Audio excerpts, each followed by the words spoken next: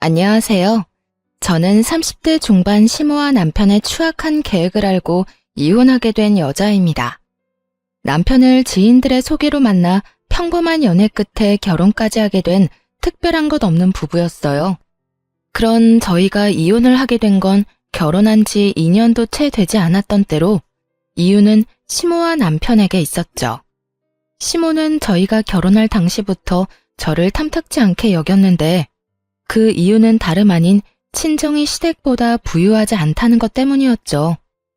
아직도 이해가 되지 않는 것이 시댁이 저희 친정을 무시하는 것만큼 큰 차이가 나는 것도 아니었는데도 불구하고 저를 못마땅해 하는 것을 숨기지 않으니 저도 사람인지라 결혼을 취소해버리고 싶을 지경이었어요. 나 아무래도 이 결혼 못하겠어. 승우 씨 엄마가 우리 집을 저렇게나 탐탁치 않아 하는데 무슨 결혼을 하겠어? 지혜야, 그게 무슨 말이야. 상견례까지 다 끝냈는데 갑자기 결혼을 못하겠다니. 승우 씨도 다 봤잖아. 승우 씨 엄마가 나한테 어떻게 하는지.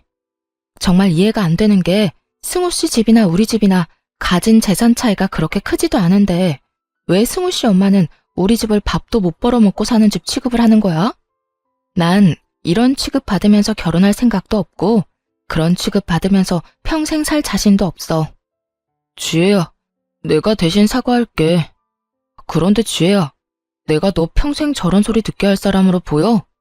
나도 우리 엄마가 저렇게 나올 거란 생각도 못했기 때문에 대처하지 못했을 뿐이지 앞으로는 우리 엄마가 저런 말 절대 못하도록 내가 알아서 다 해결할게. 그러니까 그런 말 다신 하지 마. 내가 진짜 잘할게. 결혼을 다시 생각해보자는 제 말에 남편은 저를 설득하기 시작하더라고요. 그 당시엔 결혼을 마음먹었을 만큼 남편을 사랑하기도 했고 남편이 시모가 저런 식으로 행동하지 못하도록 제대로 막아주겠다고 호언장담을 하니 다시 마음을 돌려먹게 되었어요. 거기에다 아빠가 일찍 돌아가시고 혼자 계신 엄마에게도 지극정성으로 하는 모습에 한 번 더 믿어보자 싶었던 거였죠. 그렇게 결혼까지 하고 나니 남편이 시모에게 잘 이야기하긴 했는지 더는 재산 문제로 걸고 넘어지는 일은 없었어요. 저 역시 그런 뒷말이 나오게 하지 않으려고 애초에 정확히 반반 결혼을 하기도 했고 누구 한 명이 더 많이 쓰는 일 없이 정확하게 계산해서 반반 결혼이라는 사실을 양갓집에 다 알리기도 했어요. 그 이후로 시모에게 시달리는 일은 없을 거라 안심했는데 시모는 재산으로 말을 할 수 없게 되자 괜한 트집을 잡아 절 괴롭히기 시작했어요. 주말마다 저희 부부를 시댁으로 부르더니 저에게 음식을 알려준다는 명목으로 온갖 일을 시키기 시작하더라고요. 예, 오늘은 김장 좀 하자. 네? 김장이요? 김장철도 아닌데요. 김장은 꼭 김장철에만 하라는 법이라도 있니? 김장김치를 먹고 싶으면 김장하는 거지. 그래도 어머님 댁에도 김치 많고 저희도 아직 김치가 많은걸요. 넌 어른 말에 하나부터 열까지 이렇게 말대꾸 할 거니? 그냥 하라고 하면 좀 해. 처음 불렀을 땐 밑반찬을, 두 번째 불렀을 땐 전복죽을 한 냄비 끓여 소분에 얼리라고 하더니 결국 김장하라는 말까지 나오더군요. 처음엔 남편도 시댁에 갈 때마다 제가 갖은 고생을 하니 저를 도와주려고 노력했지만 그럴 때마다 시모의 불호령이 떨어졌어요. 여보, 내가 뭐 도와줄 거 없어? 재료라도 다듬어 줄까? 아니면 식기라도 씻어줘? 아들, 너 지금 뭐해? 남자가 주방에 들어와서 그러는 거 아니라고 했지? 엄마 밥 얻어먹고 살 때도 안 하던 짓을 왜 이제야 와서 하려고 그러는 거야? 살던 대로 살아, 하던 대로 하고. 혹시 네 집사람이 잔소리라도 하니? 우리 집에 있다가 너희 집에 가면 못 살게라도 구는 거야? 그런 거 아니야, 엄마. 그냥 주말에 쉬지도 못하고 이러고 있으니까 마음에 걸려서 그렇지. 네 눈엔 엄마 힘든 건 보이지도 않아? 그저 마누라밖에 안 보이지? 마누라 힘든 것만 보지 말고 이 엄마 힘든 것도 좀 생각하고 그러려무나. 마누라가 이렇게 와서 하지 않으면 이걸 엄마 혼자 다 해야 하는데 혼자 하다가 이 엄마 몸져 눕기라도 했으면 하는 게야? 에이, 엄마, 그런 말이 아니잖아. 두 사람 다 힘드니까 내가 도우면 좀 더 수월하게 끝날 거 아니야. 얼른 끝내고 다 같이 쉬자. 네가 무슨 도움이 된다고? 헛소리 하지 말고 얼른 주방에서 나가지 못해? 가자미 눈을 뜨고 시모가 고함을 질러대자 남편은 하는 수 없이 주방 밖으로 나가게 되었고 그 후론 가운데서 눈치만 살필 뿐 어떤 행동도 취하지 못했어요. 처음엔 그런 남편의 입장도 이해하려 했지만 제가 힘든 건 하나도 나아지지 않았어요. 남편도 돕고는 싶은데 시모가 뒷목 잡고 넘어가는 신용을 하니 어떻게 할 수 없던 남편도 답답함을 느끼더라고요. 그런데 그런 것도 한두 번이지. 점점 잔소리는 심해지고 주마다 와서 그런 짓을 하고 있자니 이해는커녕 아무 행동도 하지 못하고 있는 남편이 얄미워지더군요. 결국 남편과 전 시댁에 다녀오기만 하면 싸우기 시작했고 어느 순간부턴 그 싸움이 당연해지더라고요. 여보, 정말 어떻게 좀 해봐. 이게 뭐야? 내가 어머님 종노릇이나 하려고 결혼했어? 당신 결혼할 때 뭐라고 그랬어? 이런 일 없도록 중간에서 잘한다고 했잖아. 말은 바로 해. 그때 엄마가 재산 문제로 당신한테 뭐라고 하는 것만 막아준다고 했었어. 그 뒤로 엄마가 그 이야기 꺼낸 적은 단 한 번도 없으니 한 약속은 지켰다고. 그걸 지금 말이라고 하는 거야? 딱 그 말만 못하게 했다고 약속을 지켰다고? 당신 눈엔 내가 힘든 건 보이지도 않아? 처음엔 어떻게 해서든 도와주려고 노력이라도 하더니 왜 요즘엔 강 건너 불구경인데? 왜 아무것도 하려고 하지도 않냐고. 그래서 나보고 어쩌라는 거야. 엄마가 내가 나서기만 하면 뒤로 넘어갈 태세로 화를 내는데. 당신은 당신 엄마가 그 정도 화낸다고 뒤로 넘어갈 사람으로 보여? 절대 그렇게 약한 분 아니니까 도와주거나 말하라고. 아, 몰라. 내 나름대로 최선을 다하고 있으니까 그렇게 못 참겠으면 당신이 못하겠다고 당당하게 말해. 그러면 되겠네. 이런 식으로 나온다 이 말이지? 그래, 알겠어. 그러면 내가 알아서 해결할 테니까 그때 가서 후회하지 마. 후회? 난 후회 같은 거 안 해. 그러니까 뭐든 당신 스스로 해결하라고. 그렇게 다시 주말이 왔고 남편은 시모에게 괴롭힘 당하는 저에게 아예 시선조차 주지 않더라고요. 저희 사이의 미묘한 기류를 눈치챈 시모는 더욱 신나서 저에게 살림 교육을 시킨다는 명목하에 저를 더 쥐잡듯이 잡아대고 있었고요. 도저히 이렇게는 못 산다는 생각이 들었고 시모를 똑바로 바라보며 이렇게 말했어요. 어머님, 저 매주 이렇게 와서 배우는 거 힘들어서 못하겠어요. 더도 덜도 말고 딱 저렇게 말했더니 시모가 당황스럽다는 듯 저를 보더라고요. 그랬겠죠. 이렇게까지 대놓고 힘들다 못하겠다는 말이 제 입에서 나올 거라 생각하지 못했을 테니까요. 이전까지야 남편이 그래도 눈치라도 살피고 다툼이 있긴 했어도 그 끝엔 언제나 미안하다고 했었거든요. 그래서 애써 좋은 게 좋은 거라고 저도 참고 넘겼던 것이었는데 남편이 하고 싶은 대로 하라고 하니 더는 참을 필요가 없겠더라고요. 거기에다 남편이 하는 꼴이 얄밉기도 했고요. 너 지금 뭐라고 그랬니? 네 말은 그러니까 앞으로는 내가 불러도 오지 않겠다. 이거니? 네, 들으신 대로 앞으로는 특별한 날이 아니라면 오지 않으려고 해요. 저도 주말에는 좀 쉬어야 하고요. 체력이 남아돈다고 한들 주마다 여기 와서 체력 소모, 정신 소모하고 싶지 않아요. 사실 이때까지 스트레스가 이만저만이 아니었거든요. 스트레스가 쌓이다 보니 회사 일에도 지장이 있기도 했고요. 뭐야? 너 정말 버르장머리가 하늘을 찌르는구나. 어디 며느리가 시어미한테 온다 못 온다 말을 짓거려대는 거야. 시모의 입에선 결국 욕설들이 흘러나왔고 이상하게도 그런 시모가 보는데 겁이 나기는커녕 차라리 잘 됐다는 생각이 들더라고요.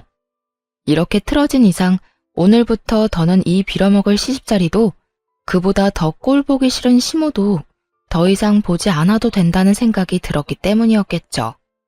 저는 이왕 저지른 김에 확실히 하자 싶은 생각에 하고 있던 모든 일을 내팽겨치며 말했습니다. 버르장머리가 없다고 생각해도 어쩔 수 없네요. 이왕 말이 나왔고 이미 먹을 욕은 다 먹은 것 같으니 당장 오늘부터 하지 않을게요. 시모는 제 말에 어이가 없다는 듯 저를 그저 보고만 있더군요. 그런 시모를 뒤로한 채 집에 갈 채비를 하고 있었어요. 너무나도 평온한 표정으로 가방을 집어들자 남편은 그제야 상황의 심각성을 깨닫고 어떻게 해서든 말리려고 달려들었죠. 여보, 왜 이래 갑자기? 당신 지금 너무 흥분했어. 일단 흥분을 좀 가라앉히고 생각을 좀 해보라고. 이대로 가면 앞으로 어쩌려고 그래? 당신 이대로 가면 앞으로 우리 엄마 어떻게 보려고. 그러지 말고 지금이라도 우리 엄마한테 사과해. 당신이 사과하는 신용이라도 하면 내가 옆에서 도울 테니까 지금 빨리 사과하라고. 내 말 못 들었어? 더는 힘들어서 이렇게는 못 살아. 그러니까 어머님 마음 상한 게 그렇게 걱정이 되면 당신이 사과하고 당신이 마음 풀어드려. 그러면 되잖아. 당신 진짜 그걸 말이라고 해? 지금 제정신 아니지? 미친 거지? 제발 정신 차려. 지금 정신 차려야 할 사람이 누군데? 왜 내가 사과를 해야 해? 잘못한 사람이 누군데? 아무 잘못도 없는 사람을 그저 며느리란 이유로 주말마다 불러서 못 살게 군 사람이 누군데 나한테 사과를 하라고 하냐고. 난 100번 죽었다 깨어나도 잘못한 게 없어서 사과 같은 거 할 생각은 없으니까 그런 줄 알아. 그렇게 남편과 저의 말다툼이 시작되었고 남편은 시모에게 사과를 해라. 전 절대 못한다고 하며 양보도 없는 싸움이 이어지고 있던 그때였어요. 가방 속에 있던 전화가 울리고 잠시 싸움을 멈추고 전화를 받았어요. 양숙희 씨 따님 맞으신가요? 저는 구급센터 대원인데요. 어머님께서 신호등을 건너시다가 음주운전 차량과의 교통사고로 현재 병원으로 옮겨졌습니다. 지금 빨리 병원으로 좀 오셔야 할 것 같습니다. 상황이 좋지 않아요. 그 순간 잠시 정신이 멍해졌어요. 옆에 있던 남편은 계속 시모에게 사과를 강요하고 있는 상황에 남편을 뿌리친 채 병원으로 달려갔어요. 병원에 도착해 엄마를 부르는 순간 엄마는 눈을 감아버렸고 그게 마지막이 되어버렸습니다. 갑작스럽게 엄마가 돌아가시고 장례를 치르는 내내 저는 정신이 나가버린 사람처럼 아무 생각도 할 수 없었어요. 그런 저를 대신해 모든 일을 남편과 시모가 대신해 주었고 정신이 조금 돌아왔을 땐 장례가 끝난 뒤더라고요. 집으로 돌아와 현실을 받아들이고 있으니 남편이 제 눈치를 살피며 서류를 건네주더군요. 여보, 이거 보험회사에서 주고 갔어. 응? 보험회사? 이게 뭐지? 나도 잘 몰라. 그냥 당신한테 전해주라고 하더라. 당신이 장례식장에서 워낙 정신이 없어 보이니까 나한테 준 것 같아. 여기 명함도 같이 받아뒀으니 서류 살펴보고 연락 한번 해봐. 남편은 서류를 건네주곤 화장실로 가버렸고 혼자 서류들을 살펴보았어요. 그 서류들은 엄마의 사망보험금 서류였는데 엄마가 저도 모르게 사망보험을 들어놓았던 것이었죠. 언제 닥칠지 모를 죽음의 순간을 준비하며 남아있을 딸 생각을 먼저 한 엄마를 떠올리니 눈물이 왈칵 쏟아져 나오더라고요. 엄마가 저를 위해 준비한 서류들을 보며 하늘에 계신 엄마가 걱정하지 않게 정신을 다잡고 지금보다 더 잘 살아야겠다고 다짐했어요. 그 후 더 밝게 그리고 더 열심히 살려고 노력했고 이땐 시모도 더는 저를 시댁으로 부른다거나 괜한 트집을 잡는다거나 하는 일은 없었어요. 친정 부모님을 모두 잃은 제가 안타까워 이제 좀 잘해주려나 보다 생각했죠. 남편 역시 저에게 온갖 정성을 다하고 있었고요. 하지만 정신을 차리고 괜찮은 척해도 세상에 혼자 내던져진 우울감이 줄어들지 않더군요. 회사 일을 계속하는 것은 아무래도 무리였고 잠시 회사를 쉬며 정리하는 시간을 갖기로 했어요. 회사를 그만둔 후 엄마가 가지고 있던 여러 재산과 보험들을 정리하러 갔어요. 그 금액은 제가 생각한 것보다 꽤 컸어요. 남편에게 알리지 않고 조용히 혼자 처리하기 시작했죠. 어느 정도 말끔하게 마무리가 되어갈 때쯤 남편이 이런 말을 꺼내더라고요. 나 회사 그만둘까 봐. 너무나 갑작스러웠고 한편으론 의아했어요. 그 전까진 회사에 대해선 단 한마디도 언급이 없었는데 이렇게 갑자기 회사를 그만둔다고 하니 의아할 수밖에 없는 상황이었죠. 뭐? 회사는 갑자기 왜? 무슨 일 있어? 아니, 아무 일도 없는데 장모님 돌아가시고 당신도 너무 힘들어했고 요즘도 당신 보고 있으면 내가 걱정이 돼. 그래서 나도 회사 그만두고 이참에 당신이랑 같이 쉬면서 여기저기 다니는 것도 좋을 것 같은데 당신 생각은 어때? 최선을 다해 제 핑계를 대고 있었지만 그저 그냥 본인이 원해서 그만두겠다는 거잖아요. 남편 역시 상황이 여의찮고 회사 생활이 너무 힘들다면 그만두고 쉬는 걸 반대할 생각은 없었지만 저도 쉬고 있는 상황에서 남편마저 회사를 그만둬버린다면 앞으로 생활은 어떻게 할 건지 궁금하더라고요. 나 때문에 걱정되어서 그만두는 거라면 굳이 그럴 필요는 없고 당신이 너무 힘들어서 못 견딜 상황이면 그만둬. 그런데 나도 지금 이렇게 쉬고 있는데 당신마저 쉬면 우리 생활은 어떻게 하려는 거야? 그게 나 사업이나 좀 해보려고. 오래전부터 생각해둔 사업이 있는데 퇴직금으로 시작은 충분히 해볼 수 있을 것 같아. 혹시나 모자라면 장모님 재산 정리한 돈 있잖아. 그거 조금만 보태주면 어려움 없이 시작할 수 있을 거야. 역시 제 예상이 맞았어요. 저와 함께 시간을 보내고 싶다던 말은 듣기 좋은 핑계였고 남편의 머릿속엔 이미 계획이 다 세워져 있었죠. 심지어 저는 한 번도 생각해 본 적도 없었던 엄마의 재산까지 사업 계획에 넣어서 말이죠. 사업 좋죠. 그럴 만한 그릇이 된다면 직장 생활보다 사업하는 게 성공할 가능성이 높겠죠. 하지만 제가 아는 남편은 사업할 그릇이 안 되는 사람이거든요. 그런 남편에게 엄마가 남기고 간 돈까지 끌어다 주며 괜한 시간 낭비, 돈 낭비는 절대 하고 싶지 않았어요. 경기 안 좋다고 하루가 멀다고 뉴스에서 난리인데 사업은 무슨 사업이야. 요즘 하던 사업도 전부 망해서 접는다더라. 이상한 생각하지 말고 그냥 회사 생활이나 잘해. 그렇지 않아도 머릿속도 복잡하고 마음도 좋지 않은데 당신까지 신경 쓰이게 하지 말아줘. 응? 단호하게 안 된다고 이야기했더니 오히려 남편은 태세를 바꿔 그저 가벼운 농담이었다는 식으로 말을 바꾸더라고요. 나도 막 진지하게 한 이야기는 아니었어. 그냥 혹시나 내가 회사를 그만두게 되면 나이도 있고 하니까 재취업보다는 사업을 하는 게 좋지 않을까 했던 거지. 그냥 가볍게 한 이야기니까 너무 기분 나빠하지 마. 기분이 나쁜 게 아니라 그냥 좀 당황스럽긴 하네. 하여튼 사업은 반대니까 그런 줄 알아. 남편의 행동과 말이 내심 수상하긴 했지만 가볍게 생각하고 넘기고 말았어요. 왜 회사 생활 오래 하다 보면 다들 이렇게 살 바엔 내 사업하면서 눈치 안 보고 살고 싶다고들 하잖아요. 남편 역시 그런 시기가 왔나 보다 하고 대수롭지 않게 여겼던 것이었죠. 하지만 이런 제 생각과는 달리 이상한 일이 계속해서 일어나더라고요. 일단 제일 이상한 것은 시모의 행동이었어요. 시모는 그런 이야기가 오가고 난 후 계속해서 저희 집으로 반찬을 해서 가지고 오더라고요. 큰일 치른 며느리에게 반찬 좀 해다 주는 게 뭐가 그리도 이상한 일로 여기느냐고 하시는 분도 있겠지만 반찬도 반찬이지만 정말 이상한 건 시모의 표정이었어요. 결혼한 이후 단 한 번도 본 적 없었던 다정한 표정으로 심지어 남편이 좋아하는 반찬이 아닌 제가 좋아하는 반찬들을 가져오더군요. 그야말로 안 하던 짓을 하니까 이렇게까지 하는 의도가 궁금하더라고요.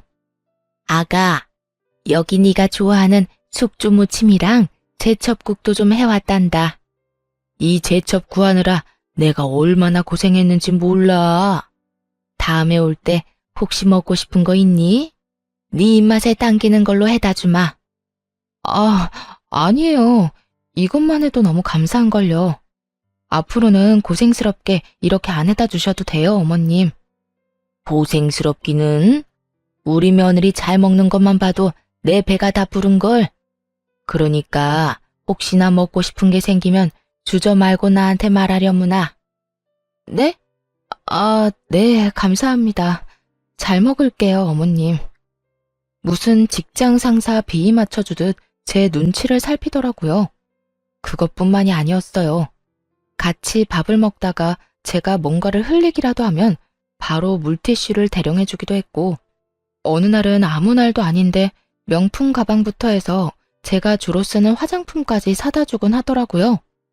그날은 제가 소화가 잘 안 돼 소화제를 먹었더니 그 모습을 본 시모가 앞치마까지 하고 집안일을 하기 시작했어요. 어머님, 지금 뭐 하세요? 뭐 하긴 청소하지. 너 아까 보니까 체한 것 같던데 들어가서 얼른 쉬거라.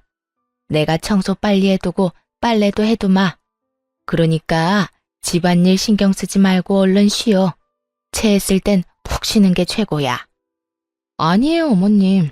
제가 좀 이따가 할 테니 그냥 두세요. 어머님이 이러시는데 제가 어떻게 마음 편히 쉴 수가 있겠어요. 아가, 그냥 나를 돌아가신 친정엄마 대신이다 라고 생각하려무나. 엄마가 돼서 딸이 몸이 아프다는데 집안일 정도는 해줄 수 있지 않겠어? 아무리 그래도 체한 것만 좀 내려가고 나면 제가 할 테니 그냥 두세요. 괜찮대도 얼른 들어가서 쉬어.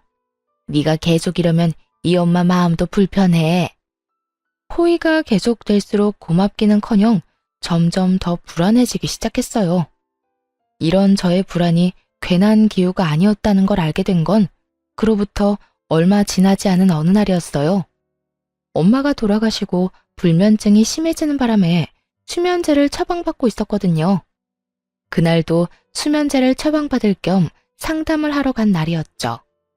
아무래도 잠을 제대로 자지 못하니 직접 운전해서 가기는 무리더라고요. 일부러 차를 두고 택시를 타고 다녀왔는데 집에 들어가기 전 단지 한 벤치에 잠시 앉아 쉬고 있을 때였어요.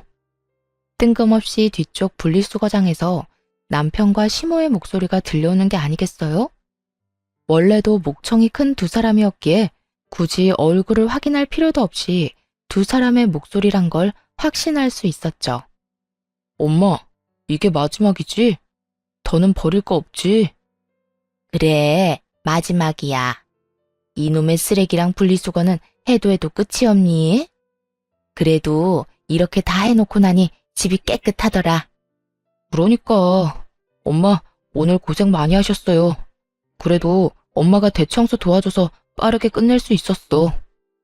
두 사람은 제가 병원에 간 사이 대청소를 한 듯 했어요. 그런 두 사람의 모습에 감동해 울컥하던 찰나 이어지는 두 사람의 대화에 소름이 쫙 올라오기 시작하더라고요.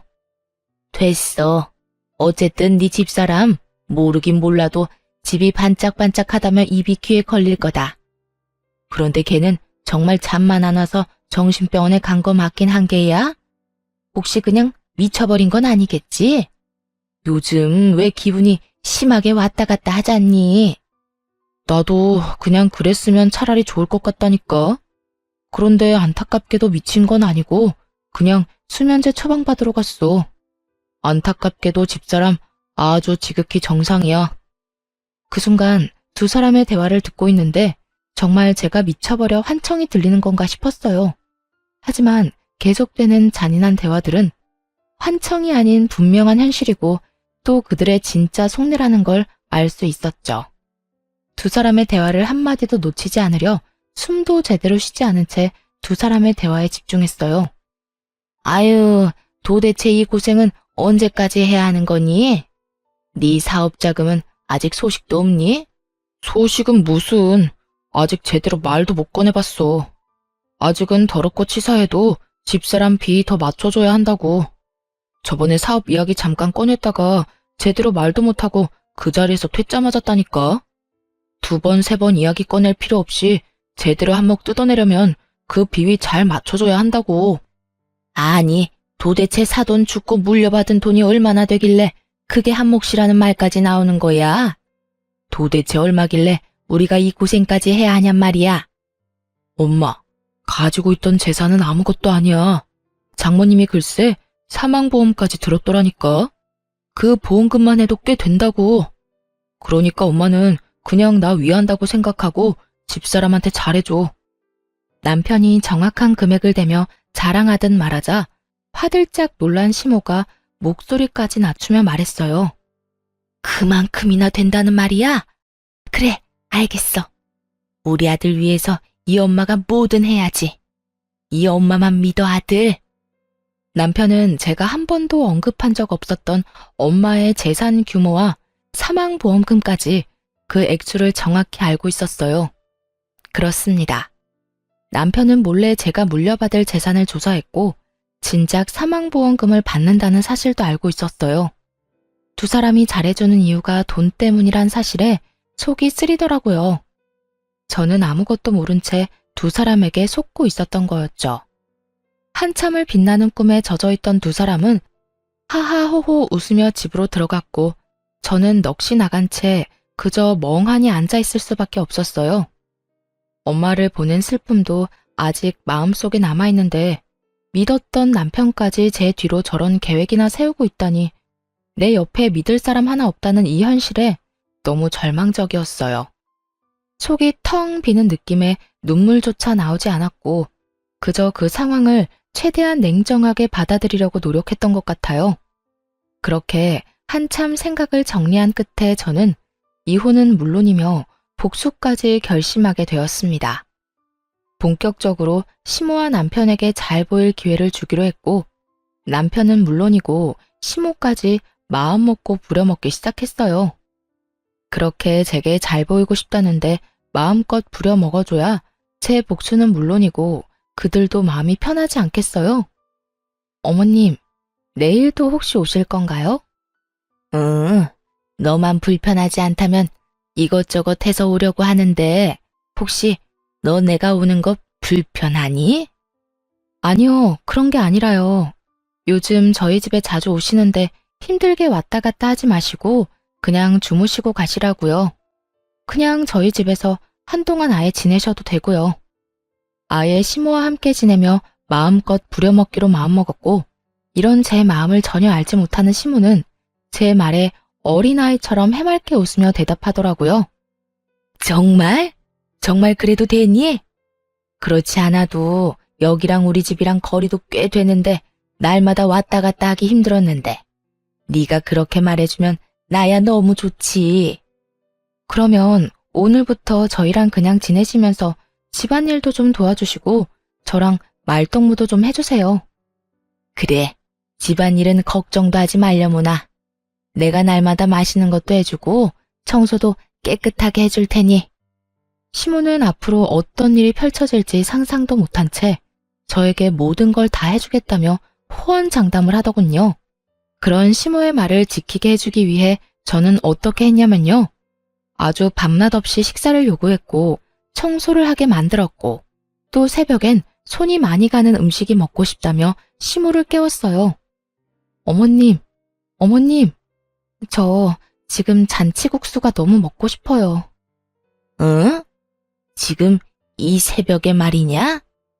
네, 자다 깼는데 잔치국수가 너무 먹고 싶어서 잠이 안 오는 거 있죠? 아무래도 지금 해주시는 건 무리겠죠. 너무 먹고 싶긴 한데 어머님이 정 힘들다고 하면 어쩔 수 없고요. 아니다. 지금 해주마. 자고로 음식은 먹고 싶을 때 먹어야 제일 맛있는 법이지. 밤낮 할 것 없이 대놓고 부려먹는 제 행동에 시모는 화가 단단히 난 듯 보였지만 어쩌겠어요. 아들의 사업 자금이 달린 문제인데 절대 포기하지 않더라고요. 그렇게 며칠 괴롭히고 나니 시모의 얼굴은 점점 더 썩어가고 있었고 시모가 폭발할 타이밍에 맞춰 남편 사업 자금에 대해 말을 꺼냈어요. 여보, 요즘 회사 생활 어때? 힘든 건 없어? 회사? 회사야 늘 힘들지. 당신도 잘 알 거 아냐. 잘해도 욕먹고 못하면 더 욕먹는 게 회사 일이라는 거. 그런데 갑자기 그건 왜 묻는 거야? 그게 저번에 왜 당신이 사업 이야기 꺼냈었잖아. 그때 내가 단칼에 안 된다고 한 게 마음에 자꾸 걸리더라고.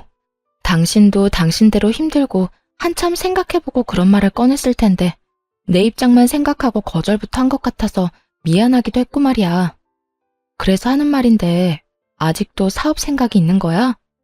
최대한 미안하다는 표정을 지어 보이며 남편에게 사업 이야기를 꺼내자 기다렸다는 듯이 숨도 쉬지 않고 말하더군요. 그럼 당연히 사업 생각 있지.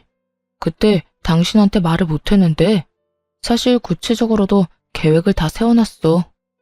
당신이 금전적으로 좀 도와주기만 하면 바로 시작해도 될 정도라니까. 그래? 계획서 있으면 나 좀 보여줘. 보고 괜찮으면 투자 좀 하든가 할게. 정말? 정말이지. 내가 조금 있다가 당신 보기 편하게 정리해서 보여줄 테니까 당신은 잘 보고 투자해 주기만 해. 그러면 내가 정말 열심히 일해서 호강이란 호강은 다 시켜줄 테니까. 전 그저 투자할 생각이 있다고만 했을 뿐인데 남편은 이미 투자받은 사람처럼 다음날 바로 사표를 쓰고 와서는 본격적으로 사업을 준비하기 시작하더군요. 저는 최고의 타이밍을 잡아 이혼을 통보할 때를 기다리고 있었어요. 두 사람이 외출한 사이 보이지 않는 곳에 홈 CCTV를 설치해 시모와 남편의 추악한 계획을 뒷받침할 증거도 확보해 놓기로 했어요. 그렇게 차근차근 통쾌한 복수극을 준비하는 사이 남편은 우선 퇴직금을 쏟아붓더군요. 대책이라고는 오직 제 투자금뿐인 상황에서 일은 일대로 벌이는데 더는 발 빼지 못하는 상황이 되고 있었죠. 그러던 어느 날 잠시 외출하고 돌아왔더니 시모와 남편이 상다리가 부러지게 잔치상을 차려놓고 저를 기다리고 있더라고요. 목적을 누구보다 잘 알고 있었던 저는 일단 차려놓은 밥을 맛있게 먹었죠. 식사가 끝나고 나니 남편이 돈 이야기를 꺼내기 시작했어요. 저기 여보, 그때 말했던 투자금 언제 해줄 거야? 아, 투자금. 일단 이거 뒷정리부터 하고 이야기 나누면 안 될까? 이렇게 엉망진창을 만들어 놓고 무슨 돈 이야기를 해. 빈 접시들로 엉망이 된 식탁을 손가락질하며 말을 돌렸고 남편은 제 말에 밝게 웃으며 본인이 다 정리하겠다고 나섰어요. 손해볼 것이 없었던 저는 편하게 TV나 보고 있었네요. 설거지가 끝나자마자 다시 제 맞은편에 앉아 돈 이야기를 꺼내기 시작했어요. 그리고 남편의 옆자리엔 기대에 가득 찬 표정의 시모가 자리하고 있었고요. 여보, 뒷정리에 설거지까지 다 했는데 이제 이야기 좀 나눠도 될까? 그 전에 내가 할 이야기 있어. 어? 할 이야기? 뭐든지 다 해봐. 무슨 말이든 당신 말이라면 다 들을 준비 됐어. 그래? 그러면 우리 이혼하자. 그대로 이혼을 통보했고 남편보다 더 놀란 시모가 빽 고함을 질러대기 시작했어요. 뭐? 이혼? 너 지금 이혼이라고 했니? 너 진짜 정신적으로 어디 아픈 거 아니니? 그러지 않고서야 지금 이 타이밍에 어떻게 이혼하자는 말을 해? 너희가 사이가 나쁜 것도 아니고 요즘 부부싸움 한 번 한 적도 없으면서 이혼은 무슨 이혼이야? 이 상황이 믿기지 않는다는 듯 큰 소리를 치는 두 사람에게 제가 알고 있는 사실을 전부 알려주었죠. 안타깝게도 저 아주 멀쩡해요. 아니, 두 사람 덕에 아주 멀쩡해졌지 뭐예요? 당신, 나 몰래 내 재산 조사했더라. 그 돈에서 크게 한몫 챙겨서 잘 먹고 잘 살 계획 세웠던데? 그래서 어머님도 제게 잘해줬던 거 다 알고 있었어요. 두 사람이 그런 말도 안 되는 계획을 세우는데 제가 더 정신을 바짝 차려야 하지 않겠어요? 당신 그걸 어떻게 한 거야? 그걸 어떻게 알았겠어. 두 사람이 동네 사람들 다 들으라고 떠들고 다니는데 내가 모를 리가 있겠어? 그리고 당신은 지금 어떻게 알았는지 신경 쓸 게 아니라 앞으로 어떤 일이 일어날지를 더 신경 써야 할 텐데. 무어라 변명할 말도 떠오르지 않는지 아무 말도 못하고 있는 두 사람에게 앞으로의 계획을 친절히 설명해 주었어요. 더는 당신 같은 인간이랑 같이 살 생각 없어. 만약 당신이 싫다고 하면 소송을 해서라도 이혼할 거고, 물론 위자료 청구도 다 할 생각이야. 당연히 이혼할 남편한테 사업자금 대줄 일도 없을 거고 말이야. 그러니까 허황된 꿈은 접어두고 이혼이나 준비해. 남편은 사업자금이 아른거렸는지 눈물까지 흘리며 싹싹 빌기 시작하더군요. 여보, 내가 당신한테 사업자금을 받아내려고 한 건 맞지만 그건 다 우리를 위한 일이었어. 내가 사업으로 성공하면 나만 좋은 일이야? 아니잖아. 나도 좋긴 하겠지만 나보다 당신한테 더 좋은 일 아니야? 하루라도 빨리 성공해서 당신이랑 잘 먹고 잘 살려는 생각에 그랬던 거라고. 내가 성공해도 당신을 버릴 생각은 전혀 없었어. 이혼 생각 따윈 전혀 없었다고. 그래, 아가야. 네가 무슨 말을 어떻게 들었는지 모르겠는데 다 오해란다. 우리 아들이 설마 돈만 뜯어내고 널 버릴 생각을 했겠니? 우리 아들이 너라면 죽는 신용까지 하는 녀석인데 그런 우리 아들을 이런 식으로 버리는 건 아니지 않니? 쪽수로 밀어붙이는 두 사람에게 하는 수 없이 제가 확보했던 증거 영상을 보여주었어요. 그 영상은 몰래 설치했던 카메라에 찍힌 영상이었는데 거기엔 두 사람의 취약한 대화가 모두 녹화되어 있었거든요. 엄마, 이제 곧 사업 자금 받을 수 있을 것 같아. 며칠 전에 나랑 사업 이야기를 먼저 꺼내더라니까. 그게 정말이니? 이제 며느리 종노릇은 그만해도 되는 거야? 그래, 그러니까 엄마 조금만 더 고생해. 이제 고지가 눈앞이니까. 아휴, 이번에 사업 자금만 다 뜯어내고 나면 나 이혼해버리려고. 장모님 돌아가신 지가 언젠데 아직도 우중충해서는. 보는 내가 우울증 걸릴 것 같다니까. 그게 한몫 뜯어내고 사업만 자리 잡으면 확 이혼해버리고 나이도 어리고 밝은 여자랑 새 출발할 거야. 그래, 그건 나도 찬성이다. 내가 말을 안 해서 그렇지 저 물건 요즘 얼마나 기고만장한 줄 아니? 시어머니 알기를 얼마나 우습게 하는지. 새벽에 날 깨워서 이거 해달라 저거 해달라. 내가 정말 머리끝까지 화가 난 날이 하루 이틀이 아니었다. 하루빨리 성공해서 고분고분한 며느리 보게 해줘. 그런데 아들, 이번에 사업 자금 받으면 이 엄마 집도 옮겨줄 거지? 지금 집도 좋긴 한데 엄마 더 큰 집에서 살고 싶어. 당연하지. 내가 집만 옮겨주겠어? 사업 성공만 하면 엄마가 해달라는 거 다 해줄게. 정말이야? 역시 우리 아들. 이 엄마는 우리 아들 때문에 살아. 어찌되었든 그 물건 눈에 거슬리는 짓은 하지도 말자꾸나. 당연하지. 우리 조금만 더 참자. 거실은 두 사람의 대화 소리로 가득 찼고 시모는 모든 게 다 끝났다고 직감했는지 그 자리에 주저앉아 멍하니 바닥을 보더라고요. 축 처진 시모와는 달리 남편은 정신이 나가버린 것인지 오히려 큰 소리를 치고 있었고요. 아, 됐어. 당신 돈 받아서 사업 좀 크게 해보려고 했는데 이렇게 된 거 별 수 없지. 당신 도움 없이도 내 사업은 충분히 잘 되고 있고 당신이 돈 안 준다고 해도 대출을 내서라도 성공만 하면 되는 거니까. 내가 무슨 수를 쓰든 성공할 거니까 그때 가서 후회나 하지 마. 후회? 후회 같은 소리 한다. 그런 말이 하고 싶거든. 사업이나 성공하고 그런 말을 해. 당신이 하고 있는 그 일이 진심 성공할 수 있을 거라고 생각해? 왜? 못할 것 같아? 당신이 뭘 알기나 해. 사업의 사자도 모르는 당신이 그런 말하면 내가 뭐 겁이라도 낼까 봐? 왜? 돈 좀 있다고 사람 막 무시해도 된다고 생각하는가 봐.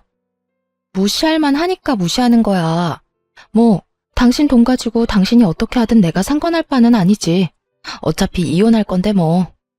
어찌되었든 그 사업 잘 돼서 나처럼 우울한 여자 말고 젊고 밝은 여자랑 백년해로 하길 바랄게. 당신이 그렇게 말하지 않아도 그럴 거거든?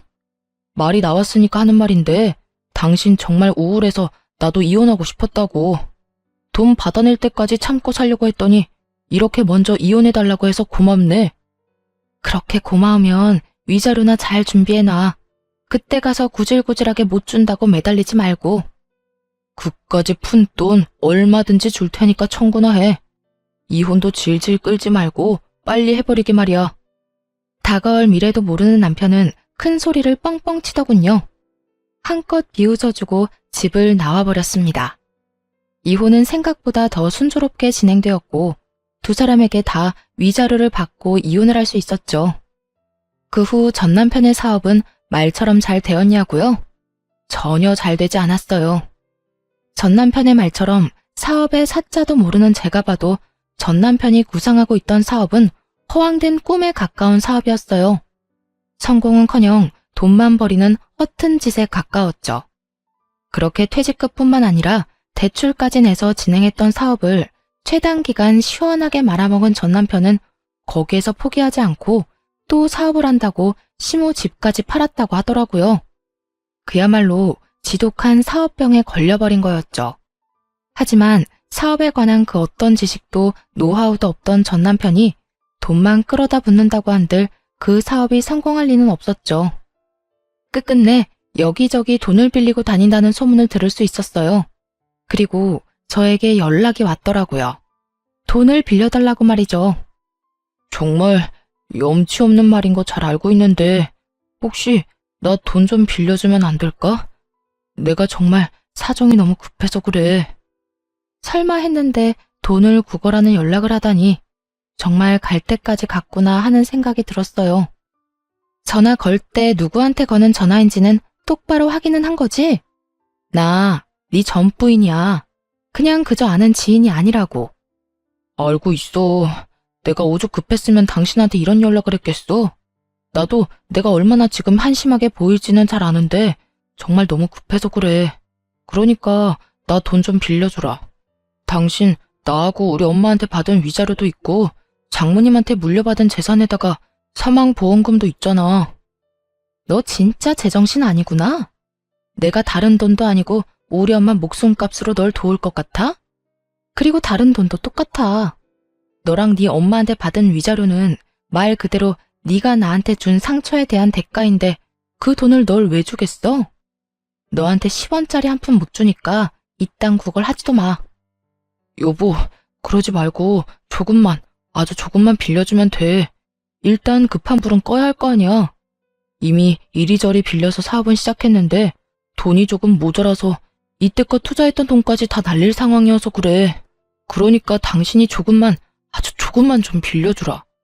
구걸이라고 하든 거지라고 하든 쌍욕을 해도 좋으니 돈만 좀 빌려줘. 야, 제발 정신 좀 차려라. 그릇도 안 되는 게 사업한다고 부모 집까지 다 날려먹었으면 지나가던 똥개도 정신 차리고 사업은 꿈도 안 꾸겠어. 한때 너랑 사랑이란 걸 했던 사람이라서 해주는 이야기인데 그렇게 살다가 새고랑 차는 건 시간 문제야. 그러니까 제발 정신 좀 차리고 다신 연락하지 마. 그대로 전화를 끊어버렸고 그 뒤로도 계속해서 연락이 오길래 아예 번호를 차단해버렸어요. 그 후 들리는 소문으로 전 시모는 여전히 사업병에 걸린 아들이 진 빚을 갚아내느라 식당 일을 하며 고된 노후를 보내고 있다더군요. 그러면 뭐해요? 밑 빠진 독에 물 붓게 아니겠어요? 그 소식을 마지막으로 인연을 끊어낼 수 있었습니다. 그 후 저는 회사 복직을 미루고 재충전의 시간을 보내고 있어요. 요즘은 이리저리 발길 닿는 대로 여행을 다니기도 하고 그렇게 다니다 마음에 드는 곳이 있으면 오래 머무르기도 하며 심적인 안정을 되찾고 있어요. 친정엄마의 갑작스러운 사고와 연달아 일어난 이혼 때문에 힘든 시간을 보낸 건 사실이지만 요즘은 수면제 없이도 잘 잘 만큼 많이 안정된 시간을 보내고 있습니다. 아마 이곳저곳을 다닌 게 많은 도움이 된 듯해요. 회사에서도 이런 제 상태를 이해해 주신 덕분에 올해까지는 마음 놓고 푹 쉬고 내년에 복직할 예정이에요. 다시 일개미로 돌아가기 전 부지런히 여행을 다녀보려고요. 이혼할 당시 힘들었던 이유는 주변에 어떻게 해서든 돈 한 푼이라도 뺏으려는 사람만 있다는 사실이 저를 너무나도 힘들게 만들었어요. 어떨 땐 제가 살아온 삶을 부정하는 기분이 들기도 했고요. 하지만 이혼하고 여행도 하고 또 새로운 사람들을 만나고 그렇게 하나둘 인연을 쌓다 보니 저를 많이 사랑해주고 아껴주는 사람이 있다는 걸 알게 되었네요. 더 이상 인간관계에 힘들어하지도 말고 어제보다 오늘을 더 열심히 살아야겠다는 생각이 들더라고요. 그래서 결론은 지금 참 행복하다는 거예요. 사람들을 많이 만나기도 하고 그런 좋은 사람들과 많이 웃기도 하며 함께 즐거운 시간을 보내고 있어요. 앞으로도 지금처럼 많이 웃고 제 삶에 만족하는 시간을 보내며 행복하게 잘 살아가 보려고 합니다. 이로써 저의 긴 이야기도 끝이 났네요. 다들 어떠셨을까요? 긴 이야기가 지루하진 않으셨을지 걱정스럽기도 하네요. 지금까지 함께 해주셔서 정말 감사하며 늘 행복하시길 바라겠습니다.